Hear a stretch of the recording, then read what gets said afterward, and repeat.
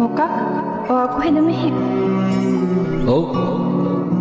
ඇයි මට ඔයාව බලන්න ඉන්න බැරිද ඉතින්? ඔයා හොඳටම දන්නා මට ගෙදරින් ගෙනාපු ප්‍රොෆෙසර්ලට කැමති වෙන්නුනා කියලා. අනිත් එක මං කසාත් මැදලා ඉන්නේ. මං මෙඩිකල් ඉන්න කෙනාට ගොඩක් ආදරේ. අනිත් එක එයා මාව ගොඩක් ආදරෙන් බලා ගන්න කෙනෙක්. දාලා යන්න එපා කියලා පිස්සෙක් වගේ අඬපු ඔයා දැන් කොහොමද මෙහෙම hina වෙලා මගේ ඉස්සරහ ඉන්නේ? මට දැන් රිදෙන්නේ නැහැ. දුක දැනෙන්නේ නැහැ. හැමදේම ඉවරයි. පොඩි ඉල්ලීමක් තියෙනවා.